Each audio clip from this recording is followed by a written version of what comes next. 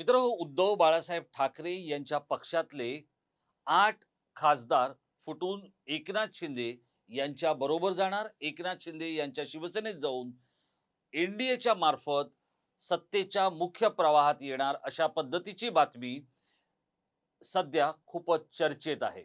ही बातमी एका इंग्रजी दैनिकाने दिली. हे जरी खरं असलं तरी या बातमीनंतर शिवसेनेतलं वातावरण प्रचंड ढवळून निघालेलं आहे.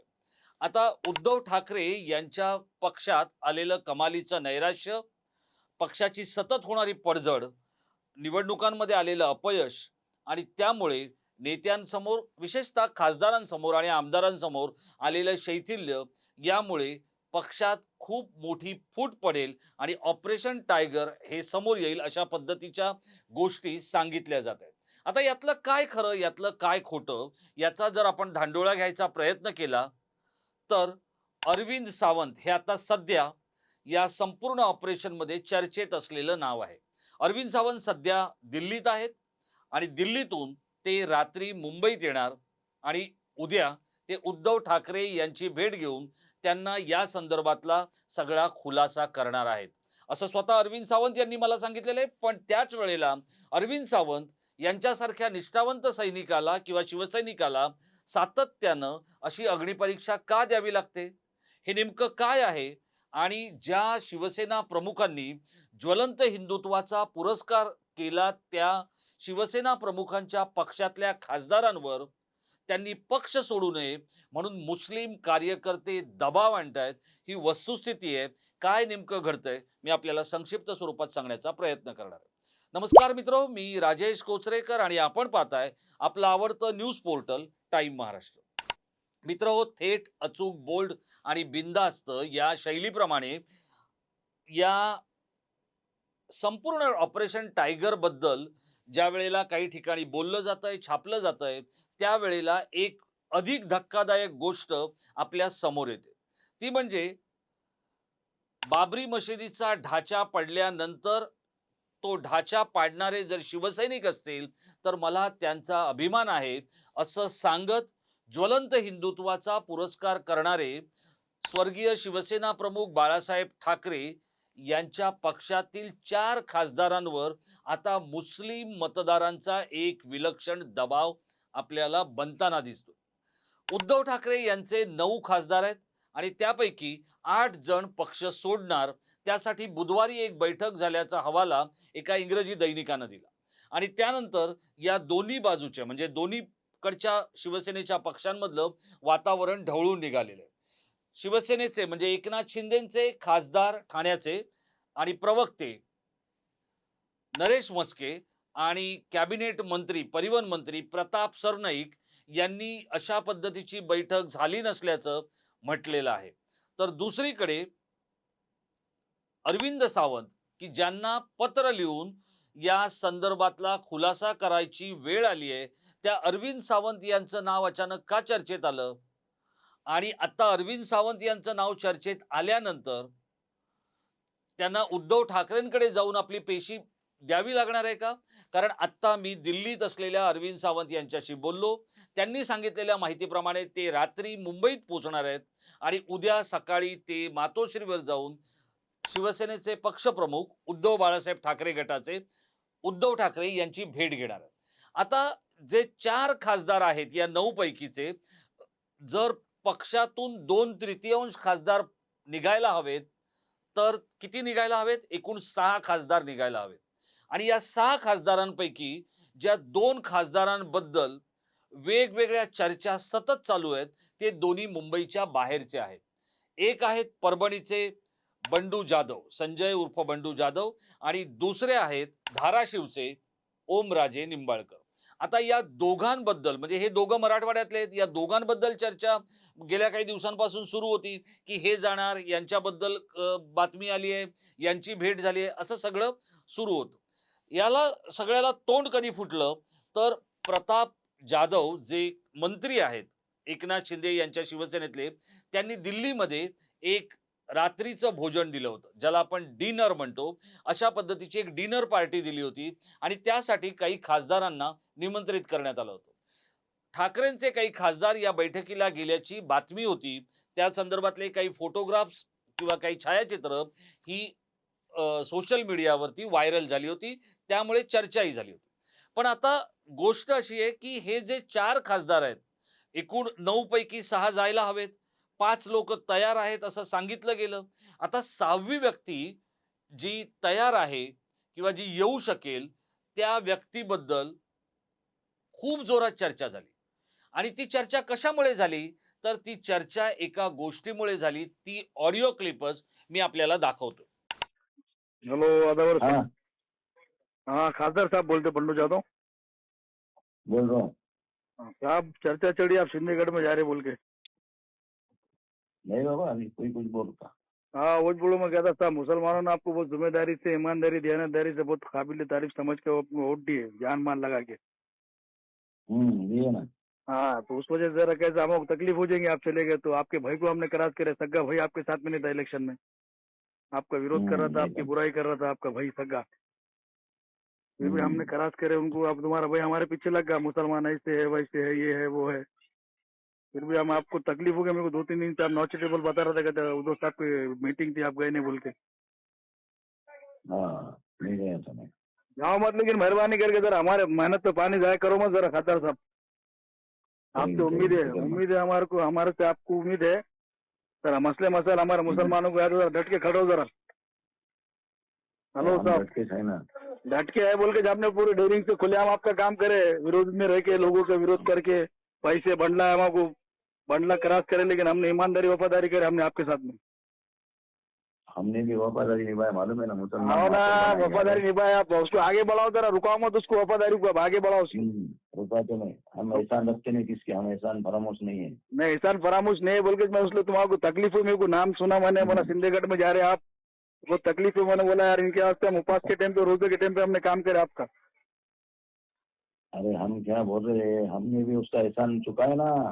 एहसान चुकाना पड़ेगा साहब आपको हमारे को। हमने आपको है ना इतने क्रॉस करने के बाद, इतना विरोध होने के बाद, खुलेआम हमारी दुश्मनी तुम्हारे समाज बदल हो गई, सबके बदल होने के बावजूद भी हमने आपको सर आंखों पे बिठा के वोटिंग दे के जान माल वक्त लगा के आपको पूरे खुलेआम आपको आमदार खासदार बनाया हमने। बनाया कि नहीं बनाया बोलो? हमने बोलेगा नहीं बनाए बोल के। नहीं नहीं नहीं आपका बहुत बहुत धन्यवाद, लेकिन आप सिंधीगढ़ में अगर चले जाएंगे ना तो लफड़ा और नाराजगी बढ़ जाएंगे। फिर हम किसी हिंदू लीडरशिप पे ब्लेम और भरोसा नहीं करेंगे आगे आइंदा। खुलेआम फिर हम बीजेपी के साथ में रहेंगे। क्या मतलब का फिर? कल किसने देखा है क्या होने वाला नहीं है? बात वो नहीं थी ना साहब, आप सेकुलर माइंड का मानने के बाद हमने आपको वोट दिए। आप सिंधीगढ़ में चले जाएंगे, सिंधीगढ़ बीजेपी के साथ में, तो फिर मुसलमानों की दुश्मनी बीजेपी से बढ़ रही, खुलेआम बीजेपी के साथ में रहने में क्या बुराई फिर हमारे लिए? वो जब तक वक्त के साथ चलेंगे देखेंगे जब के तब, आज थोड़ी नहीं नहीं वक्त के साथ की बात नहीं है। जो हमने आपको वक्त जान माल दौलत शोहरत जब लगाया हमने दाव पे आपके नाम पे, वो वजह से मेरे को तकलीफ होगी। 3-4 दिन से आपके नाम की चर्चा चढ़ी कि टाइगर ऑपरेशन चल रहा बोल के, तो आपका नाम आया बोल के मेरे को तकलीफ हो, मैंने आपको लगाया फोन उस वजह से। टाइगर फेल मैनेज करे वाला है मालूम है ना ये भी। हाँ अब है, भरोसा है आप पे, लेकिन कैसे रहता माल के चक्कर में सब लफड़ा हो जाता। अब ईडी पीडी लगा रहे हो। माल अगर लेना होता ना तो 2022 में माल बहुत मिलता था जब। हाँ भाई माल के चक्कर में सब चल जाते, लेकिन ईडी पीडी के धमकियां दे रहे ना वो अमित शाह मोदी। अपने कहा ईडी गिड़ी के सबसे धंधे नंबर 2 के धंधे नहीं, लेकिन जो भी है समझो काली चिट्ठी अपने छोटे मोटे तो साले डरा धमका के लेके जा रहे ना, वो जेल में जाता कि यहाँ बट्टा बोल रहे, डरा ने धनाम के कैसे आदमी चल जा रहा। अरे वो मोदी शाह के विरोध में जितना मैं बोलता हूँ उतना तो तुम्हारे लोग भी नहीं बोलते। हम भी बोलते हैं, लेकिन आपको चुन के क्यों दिया हमने? लोकसभा में विरोध करने के वास्ते दिए, मोदी अमित शाह को करास करने के वास्ते हमने तुमको चुन के दिए, और आपने सच्चाई का साथ देना बोल के जो आपने सराखों पे बिठा के हमने आपको लोकसभा में पूरा करास करके जानकर को घर को पार्सल का पार्सल भेजा। फिर हम अभी तक तो सच्चाई के साथ ही थे ना। सच्चाई के साथ में जो रहना, आपकी तरक्की भी होंगी और आपकी उम्र में भी इजाफा होगा और आप मिनिस्टर बनेंगे केंद्र में, कांग्रेस की गवर्नमेंट आने वाली, फिर भी वही दौर आने वाला है। हाँ दौर आते रहते चलते रहते। आप कौन बोल रहे हैं? जुबेर डायमंड बोलू मैं, भाजी मार्केट से, आपका सच्चा कार्यकर्ता। ओके ठीक। आता आपण पाहिलं या ऑडिओ क्लिप मधून खासदार महोदयांचा येणारा आवाज, कातरलेला स्वर, घेतले गेलेले पॉज म्हणजे घेतले गेलेले वक्तव्यामधले विश्राम, या सगळ्याचा जर आपण विचार केला तर एक मुस्लिम कार्यकर्ता, एक मुस्लिम व्यक्ती या बंडू जाधव यांना सांगतोय की आम्ही मुसलमानांनी तुम्हाला निवडून दिलेलं आहे, आम्ही मुसलमानांनी तुम्हाला मतदान केलेलं आहे, ते इतक्यासाठीच की तुम्ही भाजप बरोबर जाऊ नये, ठाकरेंबरोबर राहावं आणि ठाकरेंसारख्या नेत्याबरोबर तुम्ही आहात म्हणून आम्ही तुम्हाला मतदान केलेलं आहे. जर तुम्ही आत्ता शिंदेबरोबर गेलात आणि भाजप बरोबर गेलात, तर यानंतर आम्ही हिंदू नेत्यांवर विश्वास ठेवणार नाही. अशा पद्धतीची गोष्ट हा एक मुस्लिम व्यक्ती किंवा ही मुस्लिम व्यक्ती बंडू जाधव यांना सांगते. आता जे 4 खासदार आहेत, जे निष्ठेनं ठाकरेंबरोबर राहिलेत, त्यामध्ये कोण आहेत? तर सगळ्यात पहिल्या क्रमांकावर आहेत अरविंद सावंत, जे दक्षिण मुंबईचे आहेत. जे माजी मंत्री सुद्धा आहेत, कॅबिनेट मंत्री होते. ते अवजड उद्योग खात्याचे मंत्री होते. मागच्या वेळेला त्यांना ठाकरेंनी राजीनामा द्यायला लावला होता, कारण ही युती तुटली होती. त्यानंतरचे दुसरे आहेत दक्षिण मध्य मुंबईचे अनिल देसाई, जे स्वतः नेपियन्सी रोडला राहतात.